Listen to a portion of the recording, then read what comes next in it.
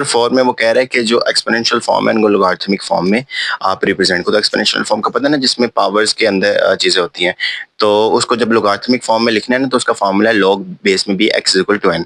अब हम यहाँ पे क्वेश्चन पूछने वाला है कि ये जो बेस में बी होता है इसकी जगह कौन सा नंबर आएगा, और ये जो एक्स है इसकी जगह कौन सा नंबर आएगा, और ये जो इक्वालिटी के इधर एन है तो इसकी जगह कौन सा नंबर आएगा। तो सिंपली मैं बता देता हूँ, ये मैंने यहाँ पे लिख दिया कि बी इज इक्वल टू ए। ये जो ए है ये बी की जगह आया करेगा, एक्स इज इक्वल टू सी।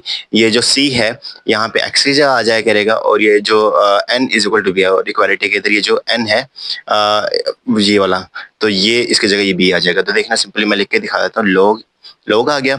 अब बेस में मैंने कहा था कि जहाँ पे बी है वहाँ ए लिख दो, तो ए लिख दिया। और मैंने कहा था ये जहाँ पे ये छोटा सा बी लिखा है भाई, यहाँ पे इक्वालिटी के उस तरफ वाली चीज लिखनी है, तो वो क्या है, सी है, तो यहाँ पे सी लिख लिया। और ये जो इक्वालिटी के उस तरफ सी है, ये यहाँ पे मैंने कहा था कि ये जो यहाँ पे होती है पावर में वो होती है बी, तो यहाँ पे पावर में बी है, तो इसलिए एन इक्वल टू बी। तो ये क्योंकि क्वेश्चन थोड़ा सा इस तरह था, ये अगर आपको कॉम्प्लेक्स लग रहा है तो आप इसकी तरह एक और का क्वेश्चन भी देख सकते हो कि 12 की पावर 2 इज इक्वल टू 144।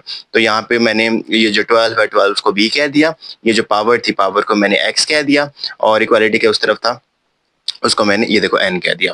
तो फार्मूले के मुताबिक log भी x इक्वल टू एन था ना, तो ये देखो बेस में 12 आ गया, मतलब ये बेस में 12 आ गया, और 144 ये जो इक्वालिटी के उस तरफ थी वो पावर में लिख दी, और ये जो पावर में थी इक्वालिटी के उस तरफ लिखी थी। तो ये लोगारिथमिक फॉर्म था।